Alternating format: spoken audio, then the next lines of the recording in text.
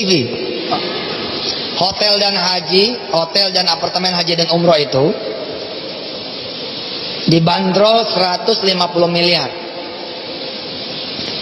Saya mengundang 15.000 jamaah untuk ikut memiliki hotel tersebut. Enggak, masalahnya gini loh Mas. Pak tuh, ini kan saya kan lagi sulit gitu. Lagi sulit, bener. Ya rusak negara ini kalau ada Ustadz 2 aja, rusak Mas. Hancur negara ini Mas. Ya rusak Mas. Rusak kalau ada Ustadz Yusuf Mansur 2 aja, udah negara ini udah nggak tahu saya. Lu bener loh Mas. Ini bukan saya 1 orang 2 orang kok Mas. Ratusan bahkan ribuan katanya itu kok. Kalau ratusan udah pasti.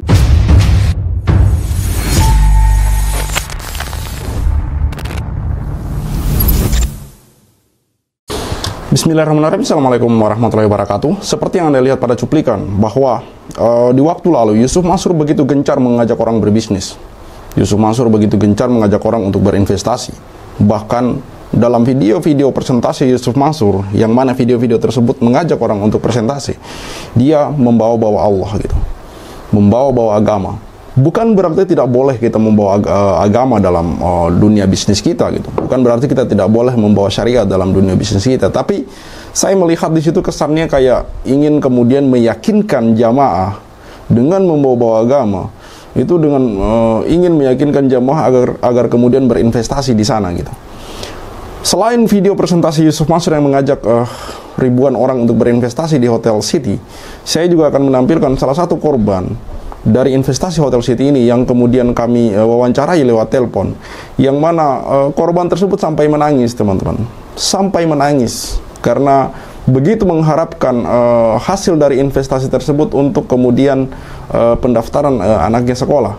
Jadi Pak Soeharto ini, orang ini itu sudah menyiapkan 10 tahun ke depan untuk kemudian ketika anaknya sudah masuk ke jenjang pendidikan sekolah menengah pertama atau SMP, itu pas persis 10 tahun kemudian investasi Hotel City ini, dan beliau berharap agar hasil dari investasi itu untuk pendaftaran untuk biaya pendaftaran sekolah anaknya teman-teman. Dari wawancara kami dengan Pak Soeharto, beliau walaupun dengan logat Jawanya, dengan nada ibaratnya ini kayak memang orang desa betul, tapi paham gitu, paham berinvestasi dan tahu betul bahwa 8% dari 10 juta itu tidak terlalu banyak, tidak begitu banyak, tapi menurut beliau ini cukuplah untuk biaya pendidikan anaknya gitu, untuk jenjang SMP dan SMA teman-teman. Namun beliau akhirnya menangis teman-teman, menangis dalam wawancara kami karena merasa bahwa orang yang begitu dia percaya, yaitu Yusuf Mansur, itu menipu dirinya. Sebagai informasi bahwa duit Pak Soeharto ini sudah kembali teman-teman, sudah dikembalikan oleh Yusuf Mansur senilai kurang lebih 10 juta, yang mana menurut penuturan Pak Soeharto setelah duitnya dikembalikan itu dia merasa rugi karena menurutnya 10 tahun lalu, tepatnya di tahun 2012 atau 2013, duit 10 juta itu bisa beliau belikan tanah gitu di desanya. Namun sekarang duit 10 juta itu sudah tidak begitu berarti karena beda nilai teman-teman. Tentu teman-teman tahu nilai uang 10 juta di 10 tahun yang lalu hingga sekarang itu jauh berbeda teman-teman. Saya tidak perlu jelaskan terlalu detail, saya pikir teman-teman sudah paham. Intinya ini jatuhnya bukan investasi, jatuhnya kayak utang piutang, yang mana kemudian ini puluhan tahun baru dikembalikan. Itu pun hanya yang sepanjang yang saya tahu teman-teman, sepanjang yang saya tahu, yang Yusuf Mansur kembalikan uang-uang untuk korban Hotel City ini, itu yang viral-viral saja. Karena seharusnya kalau mau dikembalikan ini harusnya banyak orang yang dikembalikan uangnya teman-teman. Karena yang pertama, hotel yang katanya hotel umat itu, yang diperuntukkan untuk transit haji dan umroh, itu dinamai nama istri Yusuf Mansur gitu. Katanya hotel umat, katanya hotel milik bersama, kok namanya nama pribadi dia gitu. Kalau memang mau nama pribadi dia, ya jangan narik investor begitu banyak dong. Banyak sekali narik investor dan nominalnya tidak terlalu besar. Ini kemudian menarik minat investor ribuan orang yang kemudian berinvestasi di sana kurang lebih 10-12 juta. Tapi kenyataannya diberi nama pribadi istrinya, dan kedua kemudian mereka tidak mendapatkan hasil apa-apa selain kerugian teman-teman.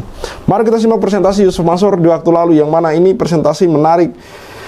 Mungkin di sela-sela ceramah dia, yang mana kemudian menarik para investor untuk kemudian berinvestasi, teman-teman. Karena menurut wawancara kami dengan Pak Soeharto, dia kemudian tertarik untuk ikut investasi Hotel City itu ketika mendengar ceramah Yusuf Mansur di Klaten. TV, hotel dan apartemen haji dan umroh itu dibanderol 150 miliar. Saya mengundang 15.000 jamaah untuk ikut memiliki hotel tersebut. Sahamnya, patungan usahanya 10 juta rupiah. Jangan bilang, aduh nggak punya duit. Udah belajar kan? Sudah belajar kan? Siapa yang nawarin? Allah. Habis sholat zuhur, nanti ini sebentar lagi, habis sholat asar, habis sholat maghrib, habis sholat isya, habis sholat malam, angkat tangan kepada Allah. Habis sholat subuh, angkat tangan kepada Allah. Dan tambahin sholat hajat. Sebagai testimoni saudara semua, minta sama Allah supaya saya tercatat sebagai pemegang sahamnya Ustadz Yusuf Mansur. Siapa yang ngajak? Allah. Begitu terang-terangan kemudian membawa Allah Subhanahu wa taala dalam presentasi dia gitu. Sehingga kemudian membuat orang yakin berinvestasi di sana gitu. Selain kemudian nama Yusuf Mansur ini di waktu lalu memang sangat populer dan sangat terkenal sekali sebagai ustadz yang juga berbisnis. Dia selalu membawa embel-embel agama dalam bisnisnya. Sekali lagi saya katakan, bukan tidak boleh membawa embel-embel agama, tapi cara Yusuf Mansur ini seolah-olah kayak mensuges atau apapun itu, secara tidak langsung seperti menghipnotis. Dia tanya, siapa yang ngajak Anda? Allah. Mana ada urusan Allah Subhanahu wa taala, Allah yang maha suci, maha tinggi mau berkata seperti itu gitu loh. Siapa yang ngajak Anda? Allah. Yang ngajak Anda ya Yusuf Mansur gitu. Sekarang kejadian seperti ini terus bagaimana? Kalau kemudian ada yang mau membalikan kata-kata Yusuf Mansur gitu. Kejadian seperti ini, di setiap bisnis Yusuf Mansur mangkrak semua. Lalu kemudian apakah kita mau menyalahkan Tuhan? Nauzubillah min zalik, teman-teman. Maka sekali lagi saya katakan bahwa dalam setiap presentasi Yusuf Mansur, ketika kemudian membawa-bawa nama Allah, membawa-bawa agama, ini bagi saya hanyalah cara dan trik untuk kemudian menarik minat para calon investor untuk kemudian berinvestasi dalam setiap bisnisnya gitu. Maka tidak heran di setiap presentasi-presentasi atau di setiap bisnis-bisnis investasi yang dijalankan oleh Yusuf Mansur itu kemudian menarik banyak investor yang berinvestasi di sana gitu. Sebut saja Pak Etrani ini, kemudian Hotel City, Umroh Merdeka, patungan tabung tanah yang juga ada dalam program Pak Etren. Lalu kemudian Moyafidi, batu bara, dan masih banyak yang lain, teman-teman. Jadi ketika kemudian ada yang berkomentar bahwa berhenti untuk kemudian menggibahi ustadz, berhenti untuk kemudian menghujat dan segala macam, saya katakan kepada Anda gitu, lebih kejam mana mengkritik orang seperti Yusuf Mansur ini, atau kemudian membiarkan orang-orang seperti Pak Soeharto ini menangis mencari haknya gitu, menangis menuntut haknya gitu, menangis berharap haknya kembali ke tangannya. Lebih kejam mana? Lebih kejam mana mengkritik ustadz seperti Yusuf Mansur atau membiarkan orang-orang terzalimi menangis, lalu kita kemudian hanya karena kita dikatakan jangan gibah aja ini. Jadi bagi saya sekali lagi, bagi Anda yang masih berkomentar seperti itu hanyalah bullshit dan omong kosong, teman-teman. Mari kita simak bagaimana wawancara kami by phone dengan Pak Soeharto, yang mana sekali lagi saya jelaskan bahwa setelah kemudian video wawancara Pak Soeharto dengan Pak Darso ini viral, itu kemudian Yusuf Mansur mengembalikan duit Pak Soeharto. Jadi seperti yang saya katakan di video kemarin bahwa Yusuf Mansur ini hanya mengembalikan uang-uang atau duit-duit dari para korban yang tampil di media dan viral, teman-teman. Jadi kepada kalian teman-teman yang berharap haknya kembali, paling tidak modal itu kembali, ya saya rasa teman-teman perlu menghubungi Pak Darso untuk diwawancarai. Syukur-syukur viral hingga kemudian duitnya bisa kembali, teman-teman. Karena Pak Soeharto ini tiba-tiba setelah videonya viral dihubungi oleh Yusuf Mansur gitu. Enggak, masalahnya gini loh Mas. Pak tuh, ini kan saya kan lagi sulit gitu. Lagi sulit, bener. Lagi sulit. Saya tuh daftarin anak saya, belum saya bayar belas ya Pak, Mas. Belum sama sekali bayar belas, belum. Itu. Saya lah gimana ini? Bingung saya Mas. Saya kira tuh gini loh Mas. Nanti kan setelah 10 tahun gitu kan saya andelin kan cuma itu tok gitu loh. Maksudnya ancang-ancang saya tuh udah pas. Nanti anak saya lulus mau ke SMP mau ke SMA kan dua tuh Mas. Cewek sama cowok. Nah, itu yang saya andelin, saya harapkan banget itu maksudnya tuh ya duit itu gitu loh. Perjanjiannya kan 10 tahun toh Mas. 10 tahun. Jadi saya ya ngikutin arahan dia lah gitu. Kalau di Jawa kan gini Mas. Kalau di Jawa itu ustadz, guru itu sama Mas. Gitu loh. Guru itu untuk tuntunan, untuk diikutin, untuk ditiru gitu loh Mas. Guru tuh dihormati untuk ditiru langkah baiknya gitu. Lah itu kalau kayak gitu gimana? Ya rusak negara ini kalau ada ustadz dua aja rusak Mas. Hancur negara ini Mas. Ya rusak Mas. Rusak kalau ada ustadz Yusuf Mansur dua aja udah negara ini udah nggak tahu saya. Lu bener loh Mas. Ini bukan saya satu orang dua orang kok Mas. Ratusan bahkan ribuan katanya itu kok. Kalau ratusan udah pasti. Coba kalau ada dua aja. Ya kelaparan gara-gara ustadz model kayak gitu Mas. Gimana ini kan gini loh Mas. Sekarang ya Masnya ini sama saya. Itu kan yang didengerin omongannya teman. Kalau omongannya enak, baik, seakan-akan tuh menuntun jalan yang terbaik, untuk menuntun jalan yang menuju benar-benar solahkah itu kan ya tetap ngikut toh Pak. Tapi kalau untuk menipu waduh Mas. Jangan Mas, nggak makan ya udah kalau saya Mas. Bener Mas. Saya tuh Mas, prinsip saya hidup punya prinsip Mas. Saya kalau nipu, kalau bohongin orang, apalagi sampai maling, rampok itu mending saya nggak makan nggak apa-apa Mas. Bener. Nggak makan nggak apa-apa, yang penting saya sehat, kerja. Entah itu gimana caranya gitu loh. Kalau nipu tuh orang rasanya ditipu itu gimana Mas? Ya bener Mas. Saya tuh baru sekali ini kena tipu gede loh. Wah itu saya tuh sampai ndrecek kok Mas. Gemeter lah Mas. Waktu nyerahin uang itu loh. Gemeter saya ndrecek gitu loh Mas. Wah ini ya mudah-mudahan bener ya Allah. Saya membaca Al-Fatihah 3 kali Mas. Sebelum transfer Mas. Mas. Mudah-mudahan ini jalan langkah saya terbaik itu. Mudah-mudahan bener ya. Kan ya lumayan gitu loh Mas. Itu kan saya sambil kerja, sambil apa nanti kan 8% kan mengalir terus gitu ya. Enggak sebenarnya sebenarnya enggak cukup juga sih. Cuma kan ya lumayan itu kan dengan sendirinya gitu. Lah, saya masih bisa ke ladang, ke sawah, apa kerja apa gitu kan bisa enak gitu loh, maksud yang baik saya itu gitu Mas. Enggak taunya malah ya Allah ya Rabbi ya Muhammad. Astagfirullahaladzim, setega itu ya Allah. Saya Mas, kalau ketemu Yusuf Mansur bener Mas. Kalau ketemu Yusuf Mansur tuh lah, ya Allah Pak kok teganya bener Pak, nipu Pak. Saya tuh udah percaya tuh enggak 100% lagi, bener Mas. Triliunan persen Mas, gas. Pokoknya enggak ada enggak ada obatnya lah, percaya banget. Makanya saya tenang-tenang saja Mas, nyantai. Ntar 10 tahun lah, alhamdulillah nanti pas anak saya lulus daftar semua saya ada invest itu kan gitu toh Mas. Itu nggak mungkin orang investasi alah hilang itu kan, mending nggak usah investasi. Iya betul enggak iya Mas, masa saya mau ngada-ngada ya malah saya takut Mas. Takut nanti didatengin polisi udah saya nggak bisa ngomong Mas. Ya nggak bisa ngomong. Memang kan ya saya itu ada buktinya semua. Lah saya suruh ke Jakarta lagi minta yang asli itu tak minta. Boleh, bukti ini udah tak telepon sama Mas Haji, pernah Mas.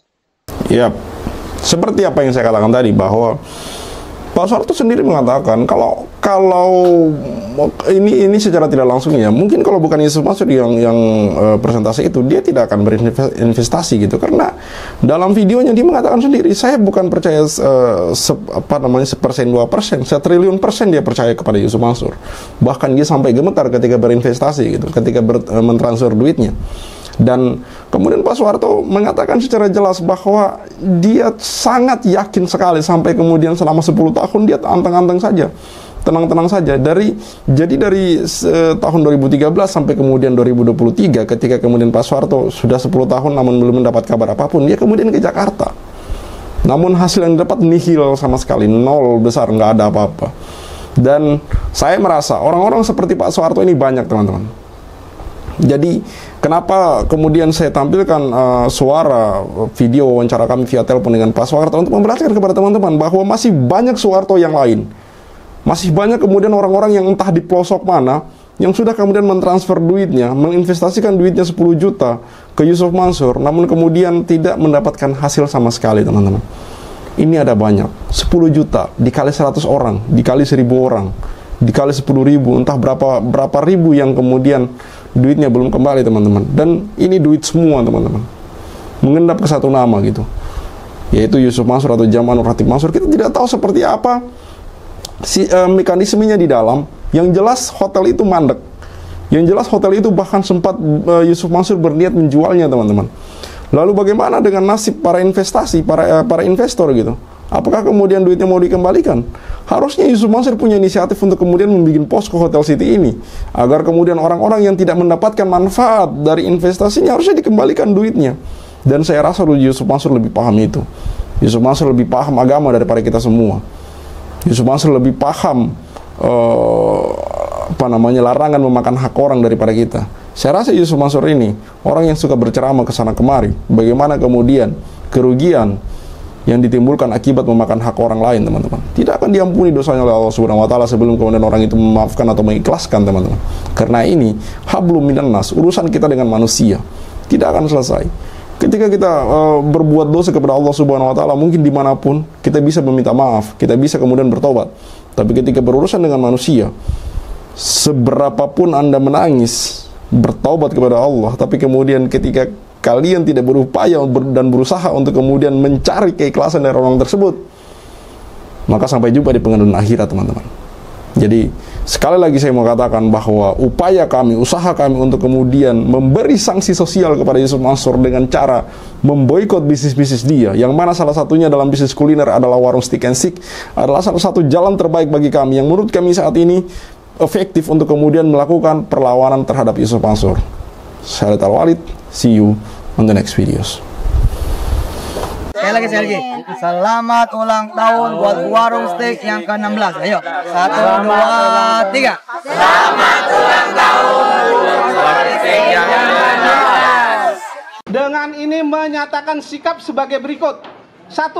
Kami minta Jamal Nur Khatib Mansur alias Yusuf Mansur